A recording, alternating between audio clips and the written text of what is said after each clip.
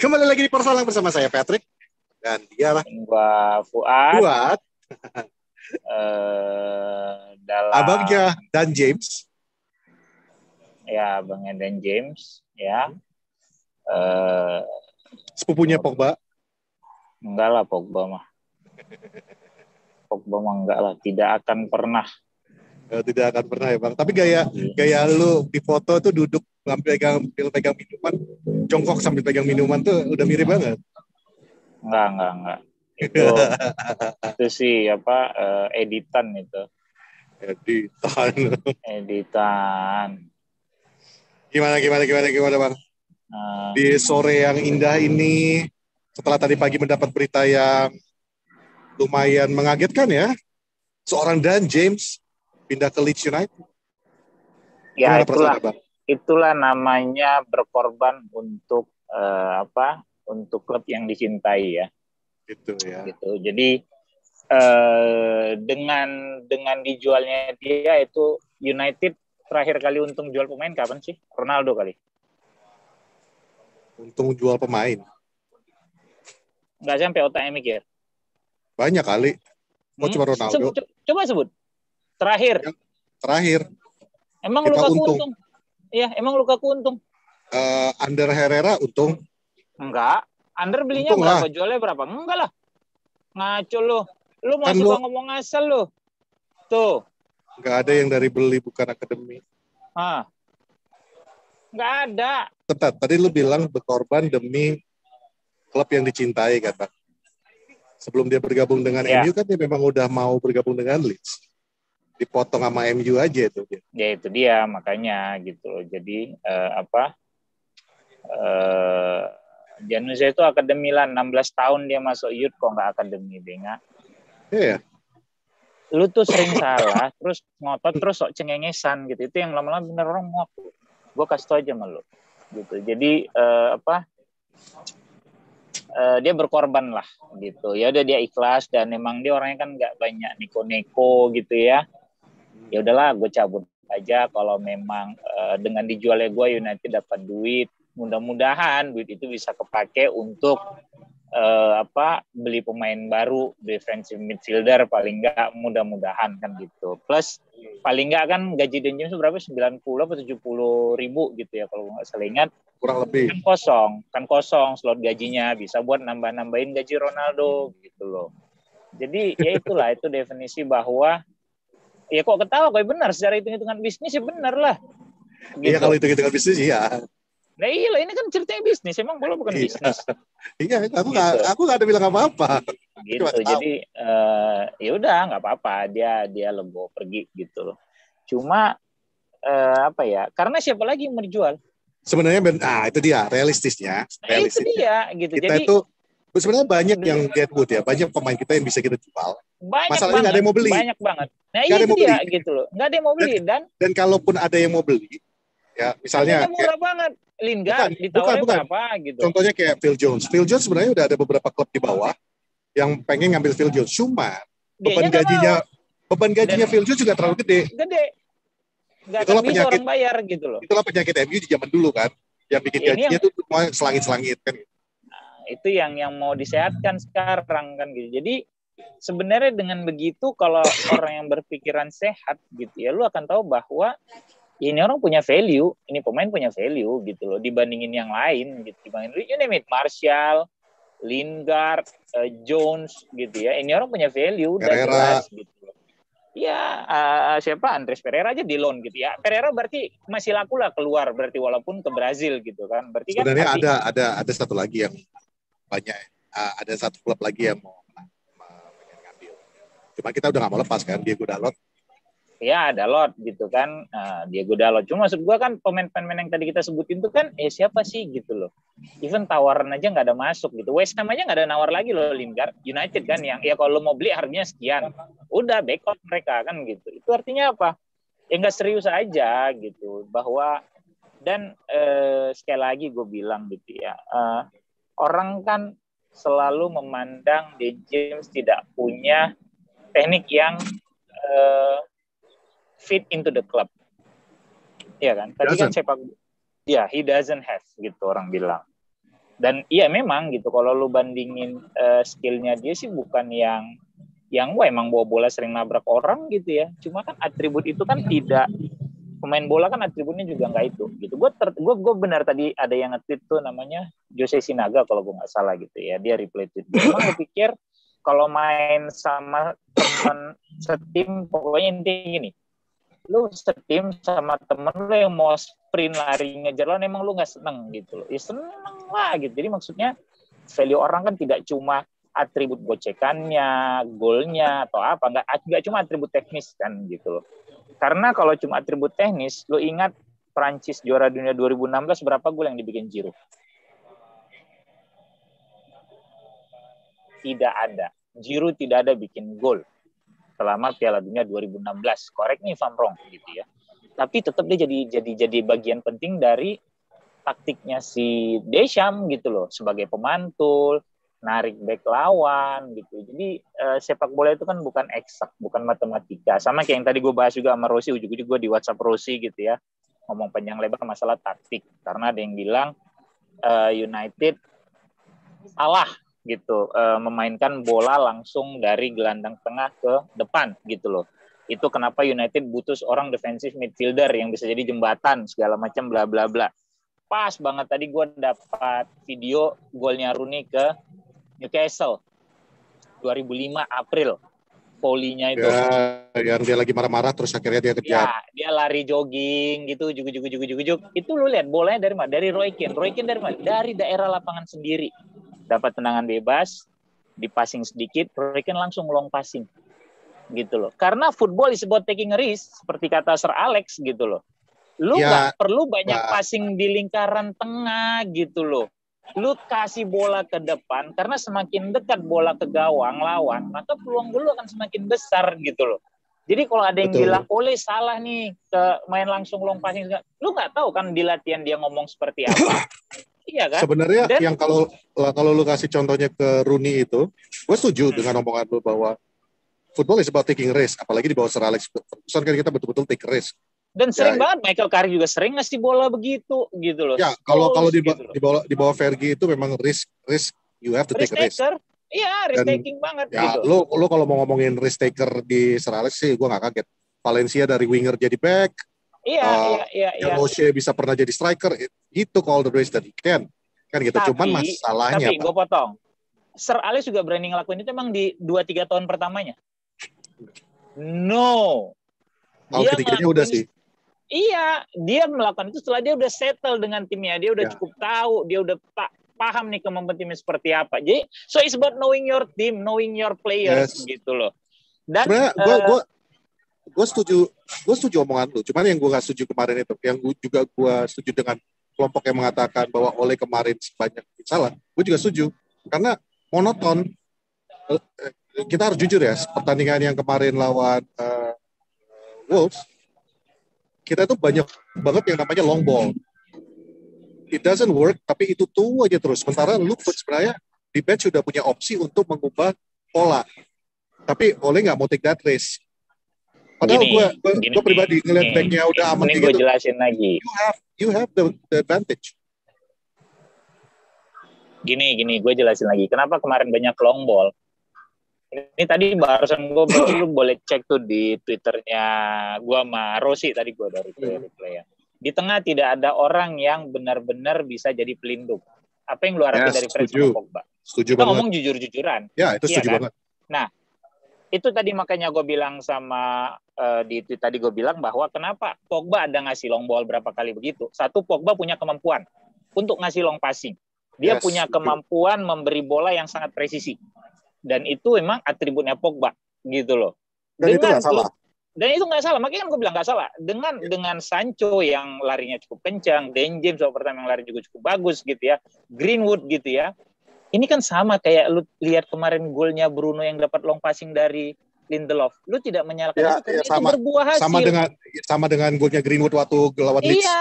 Itu ya sama aja gitu loh. Iya, sama aja pada saat kemudian golnya Rashford yang dapat long ball dari belakang juga dari Lindelof gitu. Lu tidak teriak. Tapi yang kemarin it didn't work, Bang. Udah beberapa kali dicoba, it didn't work. It didn't work Karena kan itu memang bukan sekali lu jalanin berhasil, Pet, gitu. Akan ada satu waktu yang lu lagi apesnya nggak akan bisa nembus sama sekali. Sama sebenarnya lu mau main tiki taka, lu main cantik di tengah, kalau emang lu nggak bisa nembus. Dan sering lu kemarin musim lalu ketemu low block yang kita coba main dari tengah segala macam nggak berhasil juga gitu. Jadi lu tidak bisa menyalahkan plek-plekan gitu loh. Itu yang tadi kenapa gue bilang pada saat Pogba melakukan hal seperti itu, dia punya atribut, dan yang kita akui bahwa salah satu kemampuan terbaik Pogba adalah melepas bola long passing yang sangat presisi gitu loh, dan proven kok berapa kali gitu. Sementara kalau kayak kata Sir Alex, lu main passing-passingan di tengah itu lu ngambil resiko, karena begitu bolanya direbut lawan gitu ya, lu kan akan langsung ke defense. Sementara lu tahu gelandang lu seperti apa, Fred dan Pogba seperti apa kalau dihantam main fisik kan. Mungkin itu emang udah taktiknya gitu loh. Walaupun kemarin tidak berfungsi, tidak berjalan dengan sebagaimana yang kita harapkan gitu loh. Itu sih kalau menurut gua gitu. Jadi sebenarnya iya, kenapa lu nggak ngerubah taktik segala macam bla bla bla, kenapa lu masih mainin Fred? Itu gua nggak ngerti. Maksud gua, oke, lu nggak mainin Fred, lu mainin siapa di tengah? Orang kan bilang, lu coba Lindelof deh segala macam bla bla bla gitu ya. Dicoba nih Lindelof gitu. Potong kuku gua kalau misalnya nggak dimaki-maki. Kita kan udah, maksudnya banyak kok yang mengatakan bahwa bukan mengatakan sih, emang nunggu untuk menghujat gitu loh. Jadi sebenarnya gini, nggak bisa, ini bukan coba-coba gitu loh. Sama kayak sebenarnya gini, yang dimaksud daripada kelompok orang yang mungkin juga cenderung kebilang, yang sering bilang oleh miskin taktik ya. Gue nggak setuju dengan kalimat oleh miskin taktik, karena dia jelas punya taktik, beragam taktik, dan dia bisa aplikasikan. Cuma kadang-kadang memang penyakit oleh ini, dan ini harus kita jujur akuin ya. Dia kadang-kadang terlalu takut, itu dia yang gue bilang nggak berani ngambil resiko untuk mengubah taktiknya. Dia masih ragu-ragu, gue ubah nggak ya? Dia juga udah tahu itu mati. Dia juga udah tahu itu Fred kemarin kartu mati. Tapi ya udah nggak apa-apa. Ya kayak kata lu, gue mau ganti siapa lagi? Matic minggu lalu udah jelas-jelas berantakan, amburadul gitu kan. McTominay belum ada. Marah-marah tuh pada fans pada ngomel-ngomel tuh, kenapa Matic main dimainin segala macam. Nah makanya terus-menerus diulang-ulangin long through pass-nya dari midfield ke depan kan gitu. Cuman bagi gua, kalau tadi misalnya lu lihat di belakang itu rapuh, oke lah, lu boleh takut, khawatir buat defensive midfielder. Kemarin tuh sebenarnya setelah menit ke-30 aja, gua pribadi yang ibaratnya orang awam yang nggak tahu apa yang terjadi di klub secara kesehatan, fisik, mentalitas mereka, gua aja merasa nyaman dengan dua back Varane dan Maguire kemarin. And I think Ole should have taken a little bit more of risk. Apakah lu berubah jadi satu defensive midfielder, walaupun itu lebih riskan lagi ya, dengan meletakkan Fred sendirian di situ. Cuman you should have done something lah gitu menurut gua. Cuman walaupun akhirnya kita tetap berbuah hasil kemenangan ya, gol which is hoki juga sih menang kemarin. Gini. Lo bisa bilang, kenapa nggak sih lo mainin pakai satu defensive midfielder? Itu kan kacamata lu bias lihatnya. Gitu loh. Sementara yang penuh perhitungan kan dia. Kalau orang bilang dia tidak merubah taktik, lihat nggak pada saat ketinggalan 0-2 sama Southampton musim lalu apa yang dia lakukan? Begitu melihat Martial tidak berfungsi, langsung masukin Cavani. Itu kan berarti emang dia bisa, dia mau melakukan hal seperti itu. Jadi, so come on, we have to admit bahwa one of those day you have a bad luck, selesai. Dan kemarin dan kemarin itu waktu lawan Wolves ada masuk loh satu long passing yang berbuah gol. Golnya Bruno itu kan dari long passing, cuma offside. Itu kan long passing gitu loh. Jadi gue cuma bilang golnya bahwa Greenwood juga long passing kali. Nah itu dia long passing juga kan gitu. Enggak long passing lah, itu kan Varane udah di sepertiga lawan, dia cuma tinggal kasih bola ke kanan. Bukan itu kan yang dibilang long passing itu orang bukan. Lu nggak bisa lihat cuma yang detik terakhirnya dong. Lu harus lihat itu bolanya kan kita dikena counter juga itu. Di long passing ke depan makanya bola bisa nyampe di depan. Kita itu baru dari double save lo itu. Apa? Itu setelah double save-nya De Gea itu gol. Kalau dibilang long passing itu rata-rata ya kan, baru kita bilang golnya Rooney yang ke Kane itu kan cuma sekali dari tengah ke depan. Oke, kalau lu makanya lu tuh memang nggak sampai berpikir lu gitu loh, dan lu cuma cengeng. Bukan kayak gitu, maksud gua itu yang namanya long passing. Kalau bola udah dari mana kemana jatuh pendek terus dia kasih, itu mah bukan long passing, ngerti nggak? Bola dari Varane ke Greenwood itu mah Varane udah di depan kotak penalti, hitungannya udah sepertiga. Dari mana lu bilang long passing gitu? Kalau gitu semua aja lu Lu generasi long passing kalau bola udah ke depan jatuh kemana-mana Ya lu sama, bilang begitu. sama. Kalau gitu sama aja dong Bang, yang ketika orang bilang semuanya bahwa MU golnya dari counter attack. Berarti yang beberapa dari gol kita juga dari counter attack dong. Memulainya dari counter attack, tapi akhirnya kan bukan counter attack juga. Gak tahu ya, gue kadang-kadang jadi bingung gitu loh. Lu pemahaman kontrak itu kan begitu sekali lu jalan beli strik gitu kayak lawan Brighton musim lalu, kayak waktu lawan Arsenal tuh Ronaldo yang sama Park Ji-sung segala macam. Nah iya itu iya benar gol counter attack. Ini kan kita bicara tentang long passing gitu loh. Dan tadi udah jelas contohnya golnya Greenwood, golnya si siapa? Lindelof yang ngasih ke Bruno, Lindelof yang ke Rashford gitu loh musim lalu. Itu kan benar dari bawah, dari belakang cus gitu sekali bang nyampe bolanya. Atribut yang dimiliki sama Pogba gitu loh. Itu kenapa mungkin di latihan Ole sadar bahwa dia tidak punya dua defensive midfielder yang mumpuni gitu ya, yang bisa ngelindungi bola gitu. Ya udah gue akan mencoba men-shortcut gitu loh. Itu tadi yang gue bilang. Dan memang one of those day ya akan ada hari jelek di mana itu nggak berhasil gitu loh. Dan kemarin tuh ya emang hampir tidak berhasil kecuali akhirnya menang kan gitu. Kayak tadi gue sampai baca lagi tuh loh transkripnya si Sir Alex sama Gary Neville dan beberapa pernyataan dia bahwa ya risk taking gitu dan long passing itu kan emang satu apa ya satu jenis umpan yang beresiko gitu loh. Lu harus memberi bola yang sangat panjang gitu dengan harapan itu sampai ke temen lu, tapi kalau apa bisa dipotong lawan gitu, itu kan penuh risiko memang gitu. Instead of lu main bola pendek kaki ke kaki, bukan nggak bisa dipotong juga ya, tapi maksudnya kan akan lebih kecil probabilitasnya gitu loh. Makanya kan dibilang itu risk taking, risky passing gitu loh. Itu kan yang tadi mau gue coba sampein gitu. Itu yang kemarin orang rame sampai tadi dibilang, oh ini salah, dia nggak build up serangan dari bawah. Ya gimana dia mau build up serangan dari bawah? Dia tidak punya pembagi bola sekelas Kane atau Carrick segala macam yang bisa steady di dekat lingkaran tengah untuk kemudian gimana lu mau build up dari belakang? Defensive midfielder lu dibully. Lah itu dia yang gue bilang. Nah, lu paham berarti kan? Lu paham kan? Berarti kalau misalnya gue passing kayak tadi gue bilang, Sir Alex bilang, lu passing di tengah, kalau bola kerbulon kan bahaya gitu loh. Nah, terus dan buang waktu. Lu passing di tengah, ada Matraore badan yang kayak The Rock gitu, ngebully pemain lu jatuh, kelar kan lu langsung ke pertahanan. Dan kayak kemarin habis pertandingan itu gue sama beberapa teman-teman kan space Twitter tuh. Ya, gue lihat. Gue bilang tuh, itu ada Matraore, pemain bola apa pemain rugby? Itu paha atau gila? Itu celananya itu bukan dinaikin ke atas itu benar-benar kelihatan sempit banget tuh celana. Gue pikir ini orang gede banget, tapi bijinya nggak panas sekali tuh. Nggak ngerti gue nggak kepikiran biji juga sih, ya. Gue ngeliat paha, gue nggak kepikiran biji. Gue nggak selalu ngebayangin pantat. Oh ya karena emang lu doyan sih belakang gitu. Nah, maksud gue lagi tadi kayak lu bilang, lu nyaman sih dengan Maguire dan Varane gitu loh. Lu bisa bilang begitu karena udah main 30-40 menit gitu kan. Tapi kan lu nggak tahu, ini orang kan baru game pertama. Makanya gue bilang, kita sebagai fans sering bias gitu loh. Bias bahwa kita mau opini kita nih yang masuk gitu loh. Kita mau pemikiran kita nih yang masuk gitu. Sementara yang ngadapin semua kan orang yang di pinggir lapangan.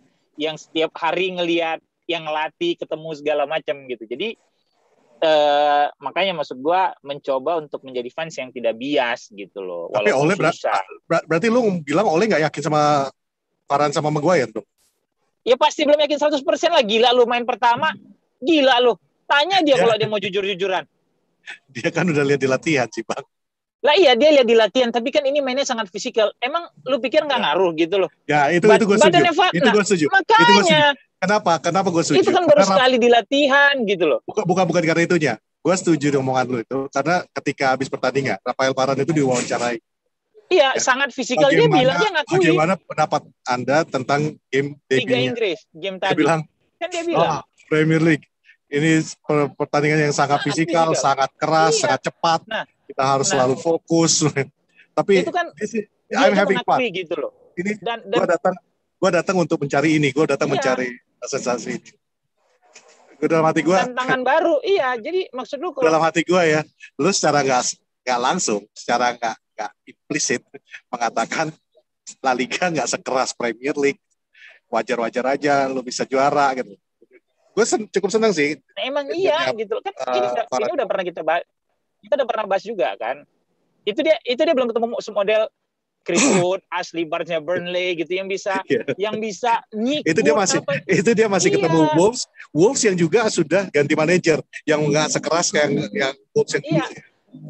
Dan maksud gue gini loh, front row-nya Wolves itu kan pemain-pemain luar ya bisa dibilang ya, Raul Jimenez, ada Matt Traore. Di Jimenez itu kan tidak terlalu fisikal, tapi kalau lu ketemu pemain Inggris kayak gue bilang gitu ya lu akan capek gitu. Lu ketemu Calvert-Lewin gitu yang badannya juga gede gitu kan, Harry Kane. Jadi maksud gua kalau lu tanya emang menurut lu Ole nggak yakin duet itu, ya belum 100% yakin lah gitu loh. Pasti dia sedikit ada keraguan, ini bocah baru pertama kali main di Premier League, Maguire gitu kan, terus harus ketemu semodel Adama Traore segala macem. Ya lu mah enak aja tadi ngomong, ya gue sih yakin sama Maguire sama Varane gitu loh. Karena kalau kalah mah bukan lu yang... Kalau gue aja ngeliatnya 40 menit gak yakin, seharusnya seorang Ole harusnya bisa lebih yakin lah. Literally. Dan ini kan gue bilang, lu yakin... Ini pujian gue buat Varane ya. Karena lu bias, kan gue udah bilang. Bukan masalah bias. Bukan masalah bias. Gue bilang, dalam 40 menit yang pertama itu aja, literally, dalam satu pertandingan 90 menit, Varane itu cuma satu kali kalah. Itu heading yang pertama banget. Itu yang harus di-cover sama Maguire. Sisanya, he's winning the ball, he's cutting the ball, he's passing the ball. Gue ngeliatnya, man, ini kelas dunia. Iya, Patrick, belajar jadi manusia yang tidak semua memakai apa yang lu lihat gitu. Lu bisa bilang karena kemarin hasilnya kejadian kayak begitu. Kalau kebobolan di babak kedua, satu kesalahan dari Varane yang dia bikin misalnya, lu pasti akan ngomel-ngomel juga. Lu akan bilang gitu. Jadi maksud gue, itu lu nggak bisa bilang lu nggak bias. Lu bias itu udah jelas gitu loh. Lu nggak bisa bilang, gue aja yang ini yakin 2 menit, masa Ole nggak yakin? Emang lu siapa? Lu aja dipecat jadi manajer Persikabo, lagu-laguan lu sok yakin. Lu aja nulis Ruben Neves aja Jesus Neves. Lu nulis midfield aja dipisah. Terus lu bisa bilang, gue yakin nih 42 menit. Kurang-kurangin, Cumi. Tuh, gue nasihatin tuh buat lu. Masa Ole nggak yakin? Lah dia yang latihan kan dia tahu. Mungkin aja di body Phil Jones ada latihan dia jatuh si Varane. Mana tahu lo. Emang ada footage-nya? Kan nggak tahu kita. Ketemu ada sama Traore kayak gitu. Wow, gue aja ngeri liatnya. Ngeri gue. Itu kalau bukan dia udah kelar. Kemarin juga di Spaces gue bilang kok. Gue kalau misalnya sampai ketemu manusia kayak Adama Traore, ngejar gue ya, dalam kehidupan asli, dia datang ngejar gue kabur, men. Gue mendingan langsung berlutut minta maaf. Gue tahu gue salah gue apa, tapi gue minta maaf aja lah. Lu jangan ngejar gue. Gila, men, itu badan gede banget. Mana rambut digituin lagi. Lu tau gak kayak kalau film game Street Fighter dulu, Balrog kan, itu kan modelnya gitu banget kan. Badan gede, rambut digituin. Dan ini cuma satu yang kurang dari kemarin kan, kayaknya kalau musim lalu tuh dia main tuh dilumurin minyak tuh badannya. Kemarin kan kurang greasy dia. Tetap kok. Kurang. Lu perhatiin deh. Kayaknya iya, gue perhatiin. Justru itu yang pertama gue cari. Ini berkilat gak di orang, gue bilang. Iya, kalau musim lalu tuh kayaknya greasy banget, kayak burger tuh ya. Wah, greasy banget tuh, mayonesnya kejunya lumer banget tuh, enak banget gitu ya. Nah ini ada Matt Traore yang greasy kan gak enak lu ngelihatnya. Bangke gitu. Jadi maksud gue kalau yang kemarin Wolves, kalau orang bilang, miskin Tatik main long passing gini, ya balik lu telah lagi pelan-pelan. Kenapa main long passing? Tapi kalau gue bilang kayak gini, lu setuju nggak? Kenapa nggak ganti Fred? Gitu. Kalau gue keluarkan statement ini, lu setuju? Kita beruntung menang kemarin. Seharusnya kita kalah.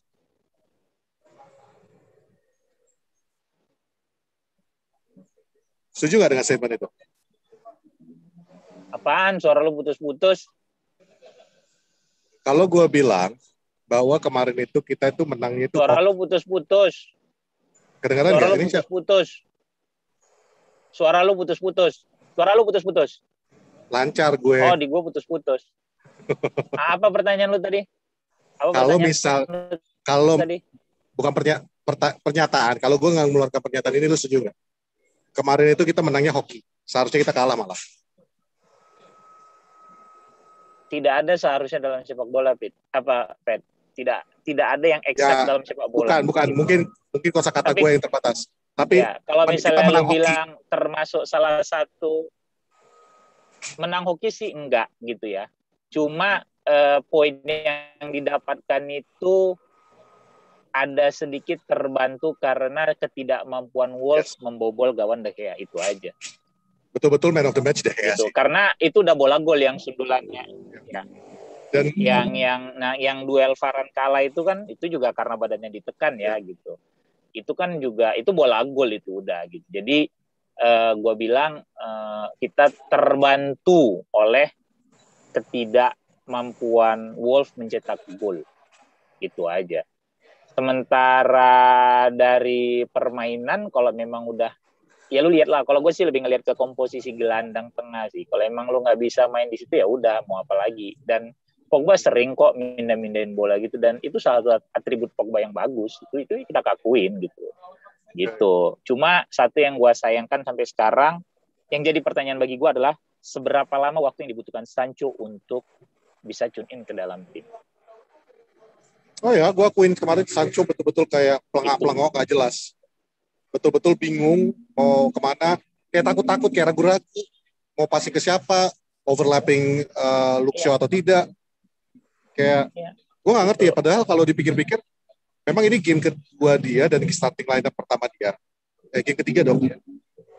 Ketiga dia 3 kali main terus kok, cuma 2 cadangan. Tapi gue bilang di antara itu kan berarti juga lu udah ada sekitar 5-6 minggu nih latihan bersama tim kan? Oh iya.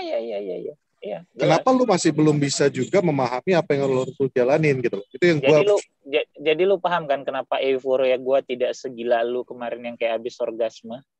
Oh bukan, itu nggak ada masalah, itu nggak ada urusan dengan itu. Ada dong, ada. Itu juga lu udah bias membela pernyataan lu yang di awal-awal. Enggak.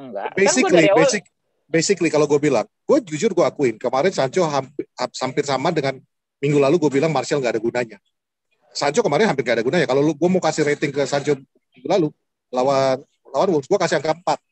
Karena basically lu dan James dan siapa? Dan James masih punya effort loh. Ini sekali lagi gue bilang bukan karena gue suka dia. Dia masih berapa kali track back, ngejar Adama segala macam gitu. Kalau masalah track back, Sancho juga track back, Bang. Yang kelihatan di kamera yang betul-betul cover. Tidak sekencang si Dan James berapa kali. Ya iyalah, atribut dia lari doang. Kalau kata Panji. Gitu.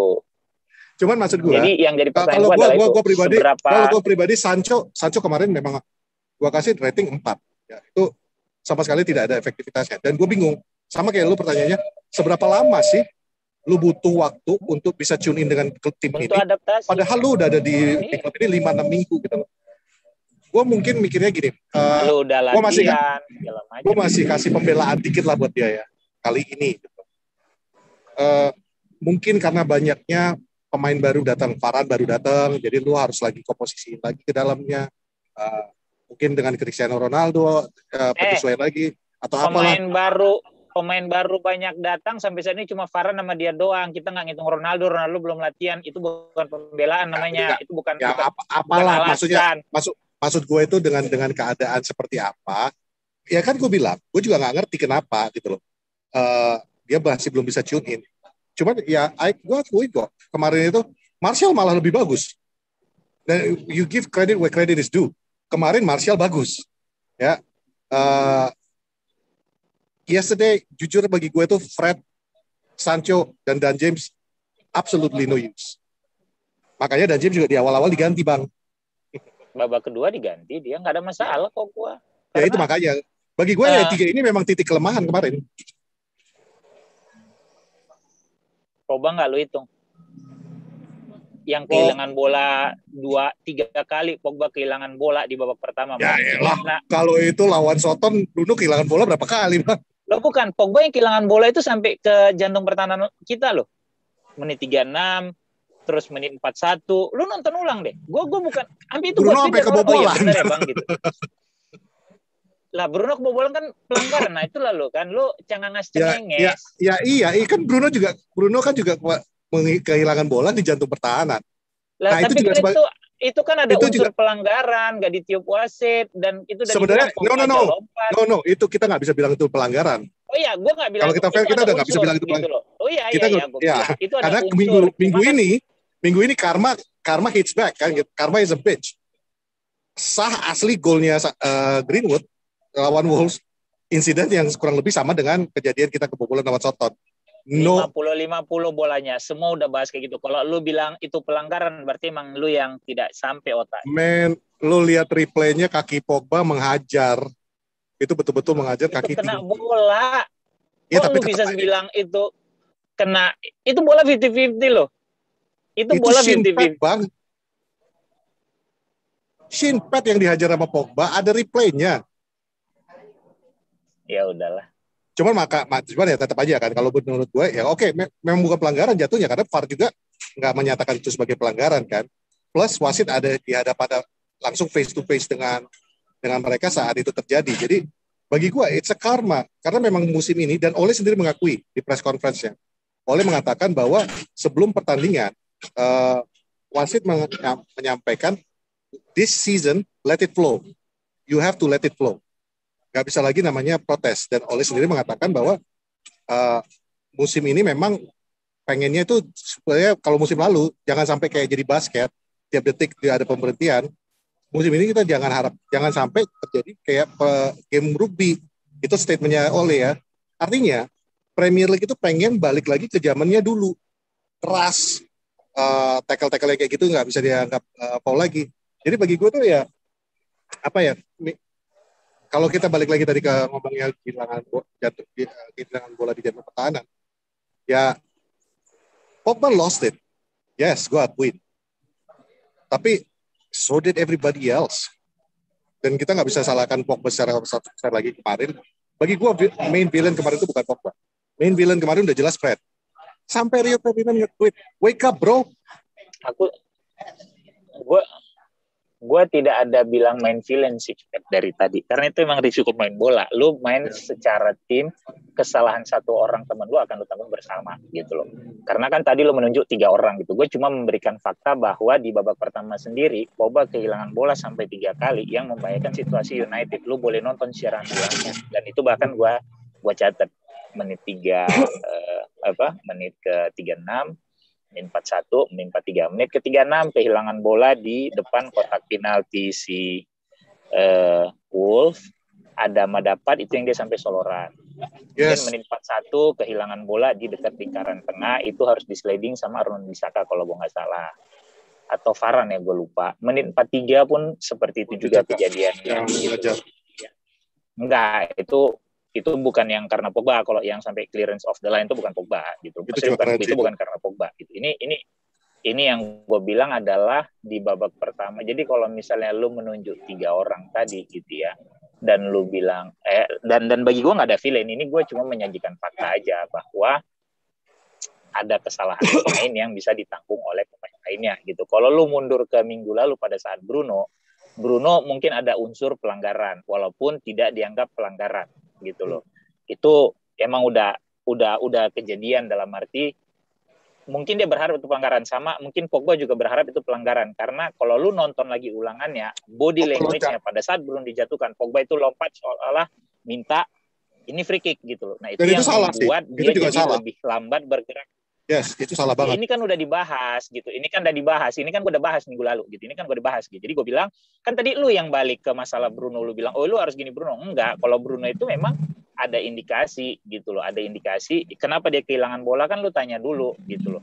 Dia kehilangan bola karena ada unsur let's say gerakan dari lawan gitu yang mungkin pelanggaran tapi ternyata tidak dianggap pelanggaran, kelar. Tapi kalau yang kayak tadi yang gue bilang, Pogba lu boleh nonton lagi tuh babak pertama, tidak ada unsur segitu gitu loh, cuma di press tanpa ada unsur pelanggaran segala macam sehingga membahayakan tim. Tapi udahlah, udah selesai.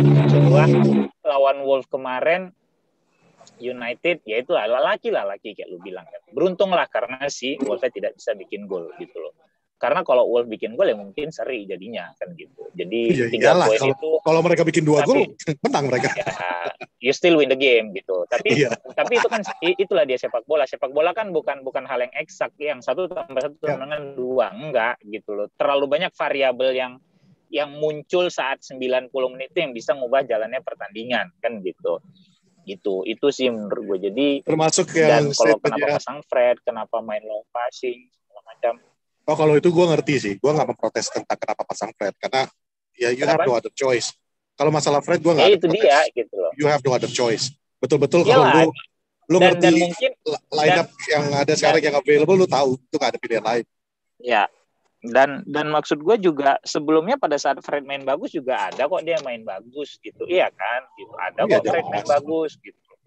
Bukan nggak ada gitu. Sebenarnya kalau misalnya pun ke minggu sebelumnya Matic mainnya dengan benar ya, kan sementara itu. Iya mungkin Matic yang dipasang iya. gitu loh. Iya balik Masalahnya lagi kan udah jelas Matic, gitu loh. Udah jelas kebukti waktu lawan Soton lu tidak perform, dan mungkin kita nggak tahu ya, balik lagi ke kata lu. Kita nggak punya highlight di latihan. Mungkin di latihan juga mungkin kurang perform gitu loh. Kurang perform gitu. And at the end of the day, ada orang istilahnya bahkan Roy Keane mengatakan bahwa Fred ini anak emasnya Ole gitu ya. Sebenarnya bukan anak emas. Kalau emang nggak punya pilihan lagi. Selain itu, Ole dari awal juga udah mengatakan, dari awal musim dia pertama, dia fair kasih kesempatan. If you perform in training, you will play. Kan, gitu. Makanya kan gue bilang, lu kan nggak tahu kondisi di latihan kayak apa. Mereka yang ngeliatin latihan tiap hari. Gitu. Karena kalau lu pikir-pikir, gue juga kaget kemarin nama Dan James yang masuk. Karena gue mikirnya kan tadinya, jujur aja gue juga kaget. Gue pikir Sancho, Cavani. Iya, jujur aja gue juga kaget Dan James Tapi balik gitu. Lagi kan mungkin satu di balik kepalanya Ole juga dia udah tahu nih bakal berlepas. Yang kedua mungkin Dan James memang di latihan juga bagus. Jadi ya you cannot sama dia. Iya. Karena Ole setahu dan semua pundit yang mengenal Ole semua mengatakan bahwa Ole is a man of his word. Iya, dia cukup jujur. Fair. Iya gitu. Dan balik lagi bukannya Fred nggak pernah main bagus, berapa kali juga lu shot on satu hal positif dari Fred kemarin adalah shot on target pertama United itu dari dia. Dari dia.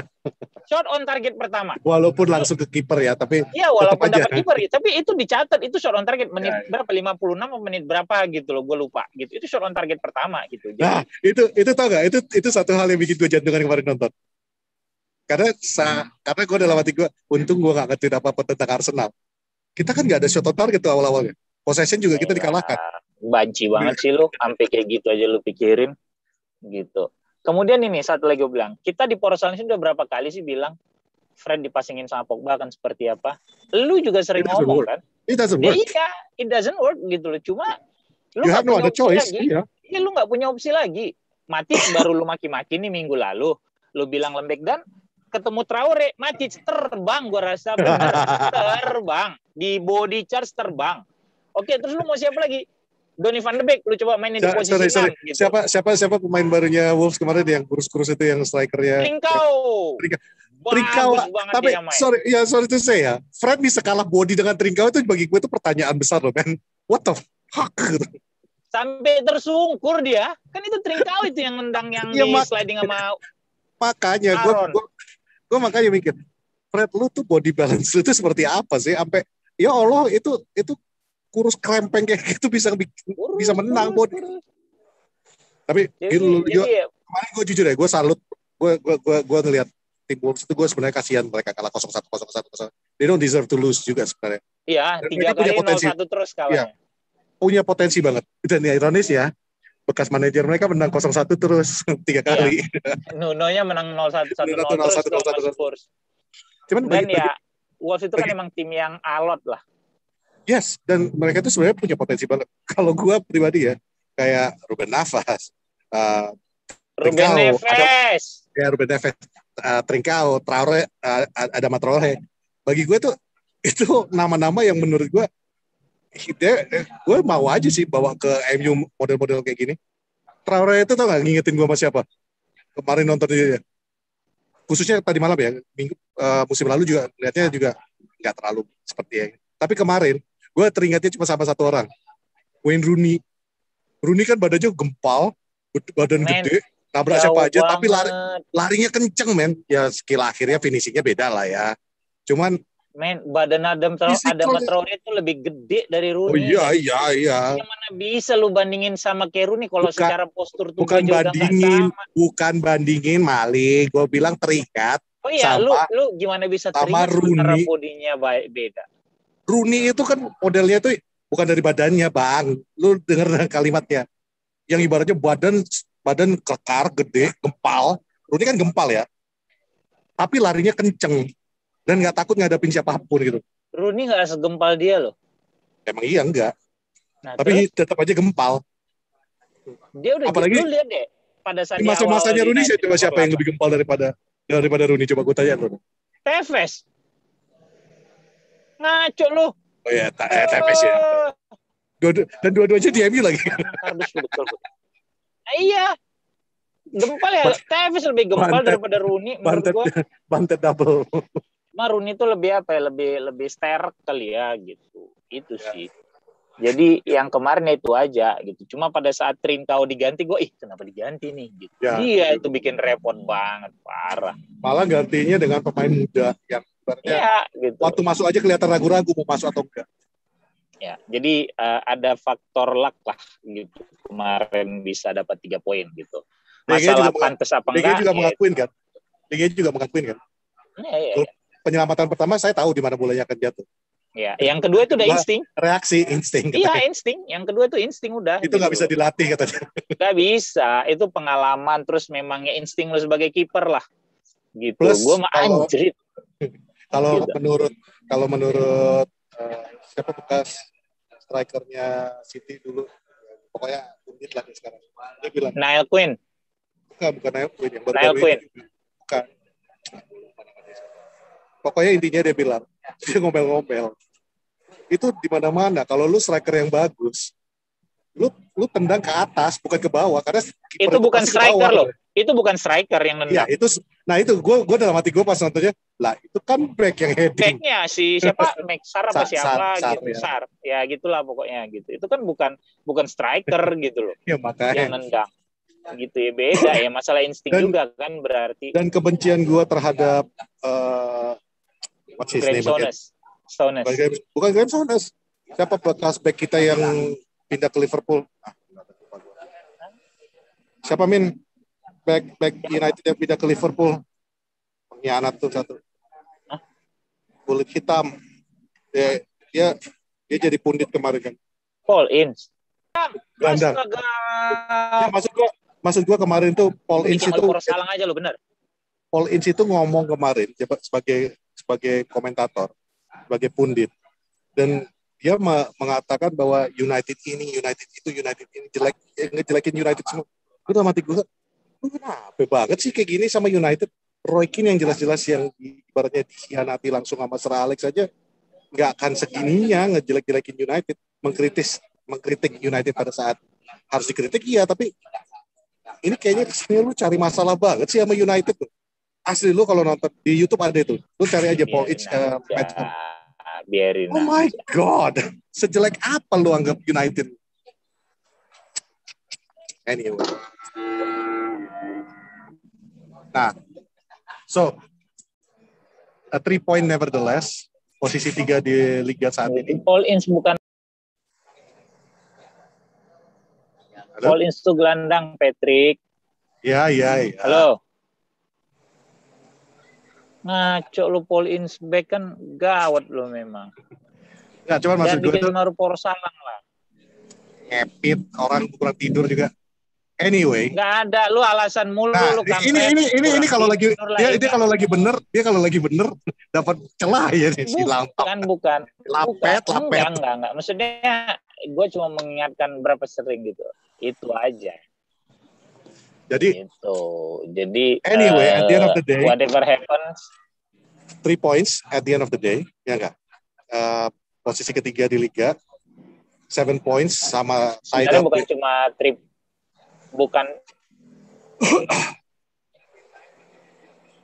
bukan cuma 3 poinnya sih kalau gua ya, tapi lu melewati Arsenal dalam rekor unbeaten di laga away. Yep. Itu kalau gue sih lebih ke situ gitu. Berarti udah klubnya lagi terpuruk. Kebanggaan Arsenal tuh cuma tinggal invisible rekor aja. lu di overtake gitu ya. Iya, jadi kebanggaan lu tuh cuma tinggal invisible. Makanya kan kayak gue tweet bahwa Tuhan itu adil. Tidak akan dia ciptakan semuanya buruk. Dan selalu ada satu yang positif. Tergantung point of view-nya lu nanti ngelihatnya gitu. Jadi ya yang positif dari Arsenal ada invisible-nya sekarang. Invincible-nya yang menjadi hal positif yang lain. Ada hal positif yang lain, Bang. Pribadi gue deh. Secara pribadi. Kemungkinan gue jalan-jalan ke Amerika dong akhir musim. Kenapa? Ada yang taruhan sama gue kan. Taruhan musim lalu kan ada sama gue. Yang katanya Emang kalau lu taruhan sama Justin? Iya. Yakin lu? Kan ada, Emang ada buktinya? kan ada di Twitter kan waktu itu. Hah? Kalau misalnya di Arsenal di atasnya MU, dia ke New York. Yakin lu dia Emang ya, cari dong buktinya. Ada di Twitter. Ada dong, gua bookmark dong. Oh, ya udah, lu ngomong dong sama dia. Ini terjadi kan Koci gitu. Belum, baru game ketiga. Jangan di-jinx dulu. Oh nanti enggak, kalau, bukan masalah jinx, Ini bukan masalah jinx, justru di awal itu harus jelas gitu loh. Diingatkan kembali ya. Iya, kalau memang lu merasa lu taruhan sama Koci, ya menurut gua nggak ada salah dan dia akan bisa nerima. Tapi kalau enggak lu yang ngarang-ngarang siap-siap. Kalau Koci sih gue ya lu dimaki-maki sama dia gitu. Gue bilang, mana ada gue taruhan sama lu gini. Siap-siap lu kalau kayak gitu. Makanya gue bilang, mendingan jangan sebelum udah jauh-jauh hari ke depan lu juga udah berharap. Nah, ternyata enggak. Nah, di awal kan lebih bagus jadi clear. Ya, betul. Gitu, itu menurut gua gitu. Terus Ronaldo akhirnya resmi balik udah gitu ya. Kita take siang tuh. Kita take sore masih cerita ini ya, belum fix segala macam gitu kan. Gitu. Terus caption ternyata IG Ronaldo bacain. Apa captionnya, Min? Nggak tahu lah, udah bacain aja, gue males buka gitu. Terus ini apa? Ternyata passionnya dia buat United gitu. Passionnya buat United gitu. Walaupun memang semuanya bergerak ya. Karena ya benar kayak kata Ole, kalau lu membiarkan Ronaldo pindah ke City secara moral, hancur udah ini. Lu tidak punya kebanggaan. Udahlah lu berapa ya? 7 musim terakhir itu kasarnya dibully sama tetangga lu gitu ya. Terus sekarang salah satu pemain terbaik lu, ya salah satu pemain terbaik yang pernah main sama lu dia bilang Alex, this one is for you. Ya, salah satu pemain terbaik yang lu pernah miliki akhirnya pindah ke rival gitu kan. Wah, hancur itu udah moral gitu ya. Plus ya, dan ini kan kita udah pernah bahas, kalau lu cek deh episode Porosalang sebelumnya, bahwa ya kalau gue sih suka aja kalau dia balik, gue bilang, karena emang butuh leader kan gitu. Itu satu sosok yang ada di dia gitu kan, yang sekarang kita nggak punya sama sekali gitu.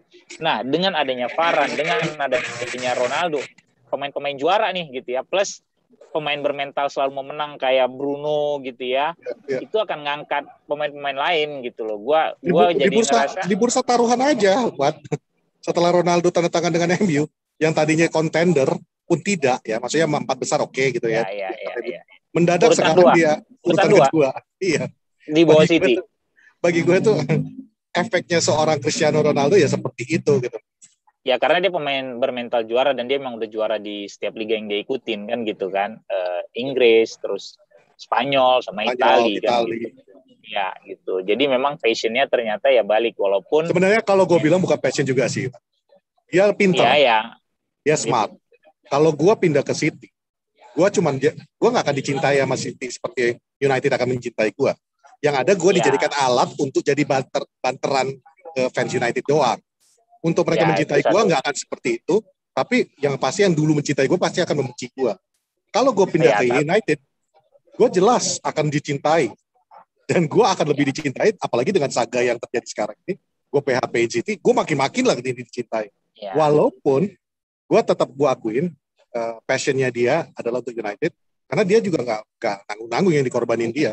Dengan City dia ada kemungkinan menang Champions League, menang juara Liga.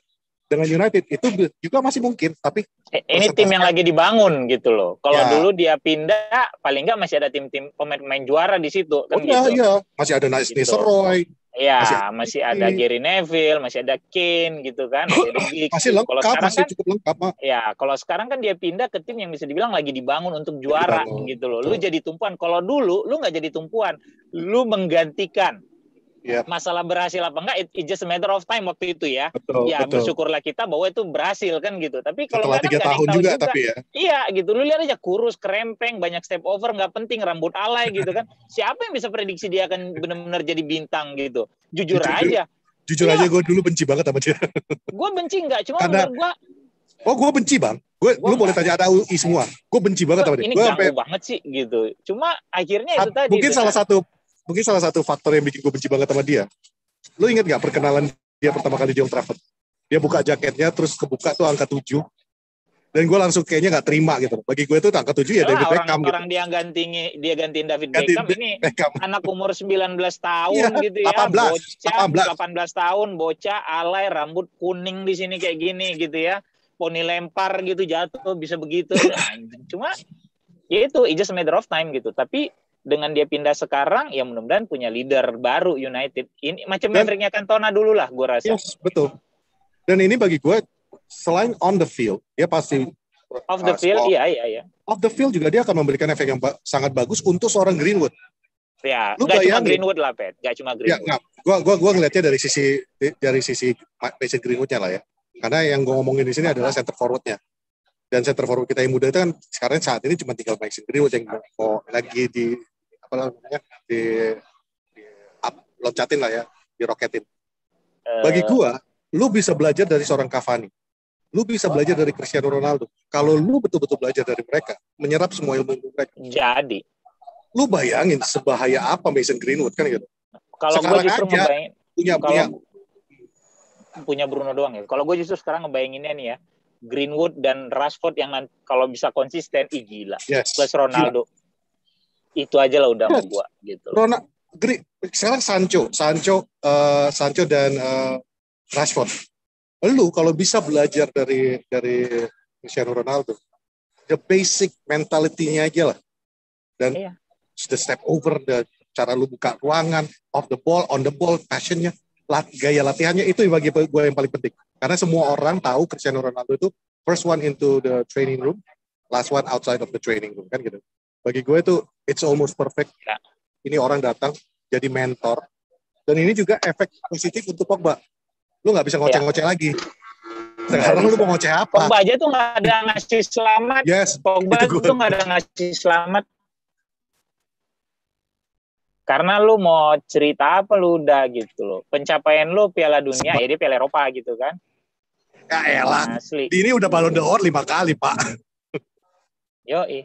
Kalau lu cerita bawa Piala Dunia, Steven Guivarc'h, terus siapa lagi ya? Giroud Piala Dunia. Mungkin kalau 2000, iya Giroud juga Piala. Enggak, Steven Guivarc'h deh. Ada mainnya seperti apa sih 98 gitu. Lu lihat gitu kan. Atau di 2002 Brazil itu siapa ya? Adalah satu, gue lupa gelandang tengahnya yang nggak terlalu ini gitu. Tapi ya mentalitasnya lah yang gue harapkan ya gitu, yang bisa nular. Dan ya benar, maksud gue kalau tadi lu bilang memang dia mau tapi kan dengan persuasi yang cukup konsisten, Pet, dari Ole yang yakinin Woodward, yang nanya bisa dibeli nggak gitu, kemudian kemudian Sir Alex yang nelfon dia, Rio Ferdinand, Patrice Evra gitu, Bruno Fernandes. Jadi dia tahu bahwa mereka sangat peduli nih sama gue, jangan sampai gue pindah gitu. Ya udahlah, gue balas deh cintanya begitu, Pet. Jadi bukan cuma passionnya aja, tapi model persuasi yang dia dapatkan gitu loh. Itu kalau gue yakin sekarang juga gue yakin. Kenapa? Gue yakin sekarang juga udah pada tahu lah. Ketika Cristiano Ronaldo landing di Manchester dengan pesawat pribadinya, itu dia masih mengarah ke City. Begitu landing dikasih handphone, yang nelfon Sir Alex. Gak jadi, Pak. Enggak. Orang kan emang udah deal kan, udah deal mau ke City gitu. Iya. Cuma belum detail gitu. Let's say verbally udah, ya udah oke deh, gue mau deh gitu.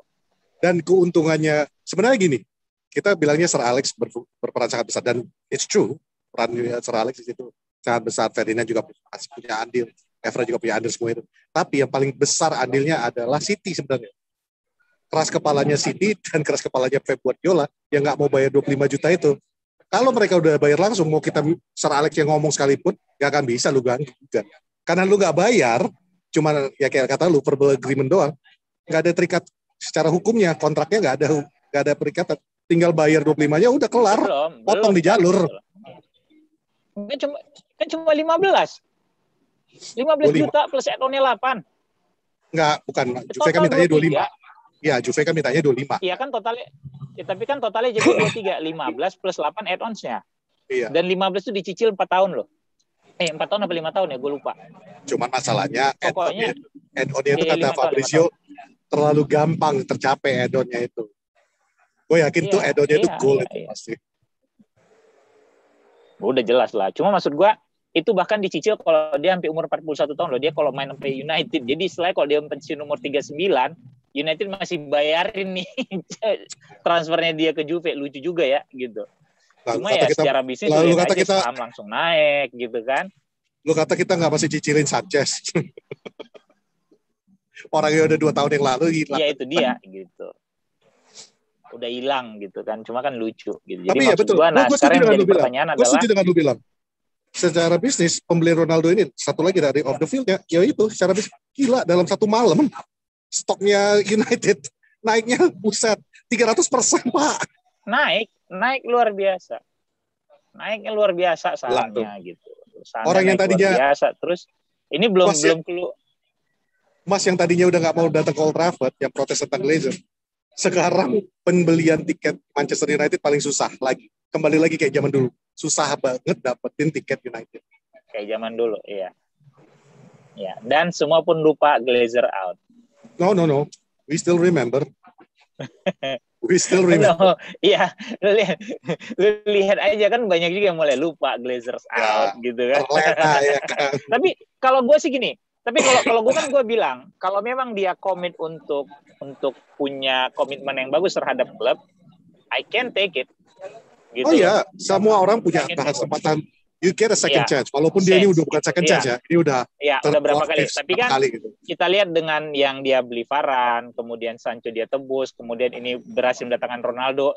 Ya Ole kan nanya Ed, bisa nggak nih lu usaha ini? Gue mau beli Ronaldo. Oke, langsung gue coba kan gitu kata Ed kan. Berarti intensinya ada nih untuk mulai merebut hati fans gitu loh. Tapi lu tahu juga kita lihat ke depannya. Lu tahu nggak itu? Itu sebenarnya taktik mereka juga. Gue kemarin teori konspirasinya bener kan kata anak-anak netizen. Jadi ini gue kasih teori konspirasi lagi. Itu Glazer mengamankan diri. Gue kasih nih semua yang lu mau. Gue bikin happy lu fans. Kalau gagal, bukan salah gue, salah Ole dong. Iya, itu Ole udah gue kasih semua senjatanya kan gitu. Dan ini kan juga bukan cuma Glazer yang ngomong, kita sendiri kan juga bilang musim ini musim pembuktian. Lulu minta apa segala udah dikasih. Cuma yang gue bicarakan sini adalah intensinya Glazers terhadap klub ini gitu. Ada niat untuk memperbaiki gitu kan. Iya, dengan apa yang dia lakukan sekarang, terus kemarin dia ada renovasi segala macam, ya kita lihat aja nih ke depannya akan seperti apa. Which is lebih membuktikan diri daripada pemiliknya Arsenal, pemiliknya Liverpool, yang ibaratnya sama-sama waktu itu mengkhianati kan. Iya. Jadi bagi gue ya oke lah, nilai credit given when credit is due kan gitu. Iya. Jadi kita lihat ke depannya seperti apa lu akan mengurus klub ini gitu loh. Anggaplah ini sebagai starting point lu. Anggaplah ini titik nol lu nih. Titik nol lu tuh pada saat lu di demo besar-besaran, invasion pitch segala macam bla bla bla, itu titik nol lu tuh. Sampai akhirnya kemudian kalau nggak salah kan sempat si Joel apa Afram yang bicara bahwa ya akan lebih serius ngurusin klub segala macam ya. Ini akan ya mulai terbukti nih musim ini. Kita lihat aja ke depannya seperti apa gitu. Plus kalau menurut gua, Bang, ini harusnya dia belajar dari sini. Dengan lu investasi yang tepat ya. Kayak Cristiano Ronaldo lu bisa juara. Bukan masalah juaranya. Juga bagus, secara bisnis gitu. lu bagus kan? Bisnis. Lu dalam satu malam. Ya, secara bisnis akan bagus. Gitu. Saham lu naik 300%. Stok lu naik luar biasa. Penjualan, dan ini, percaya sama gua, jersey MU musim ini bakal home away bakal laku habis. Gue yakin. Ini belum reveal nomor punggung lo ya. Nah, ini yang seru kan, yang ditunggu-tunggu kan. Lu mau pakai nomor berapa? Kalau gue sih lebih suka dia pakai 21, Pet. Enggak. Gue lebih suka dia pakai 28. Oh, nomor punggung awal. Sporting Lisbon. Kenapa? Messi kan pakai 30 nih. Ya, balik ke awal. Lu balik ke awal aja. Ya, makanya gue kurang setuju sih kemarin itu. Kan isu-isunya, gue nggak tahu ini benar atau enggak. Isu-isunya kan, dan ditambah kemarin katanya di MU.com nomor punggungnya Ronaldo dan angka 7 dipasangin. Bagi gue ada yang tadi posting ke gue, dia screenshot di MU.com itu list player kan. Ronaldo itu udah diangkat pakai angka 7. Nah, itu editan itu. Belum keluar kok. Dan bagi gue nggak setuju. Kenapa? Karena Cavani was there dan itu peraturan juga ada. Kasih respect lah. Iya, respect. Dan plus gitu bagi gue why not pakai angka 28 aja lah.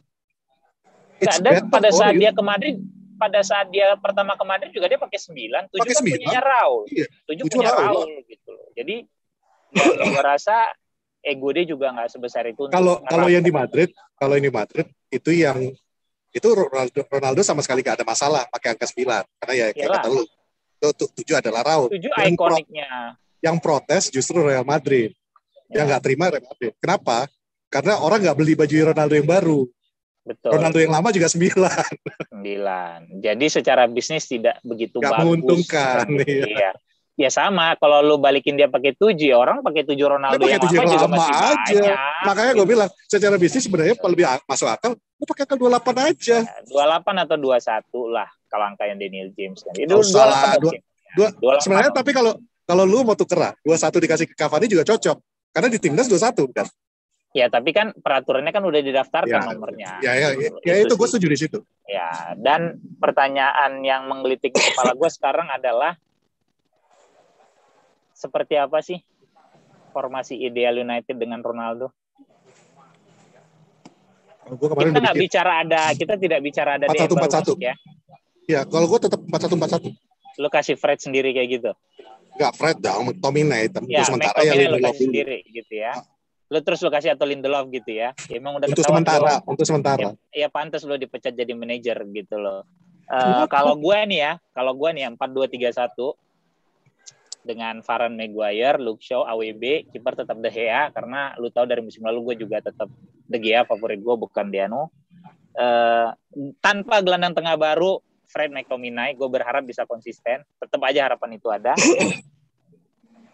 3 depannya, di kiri Rashford, di tengahnya Bruno, kanannya Greenwood, strikernya Ronaldo. No room for Sancho untuk starter untuk gue.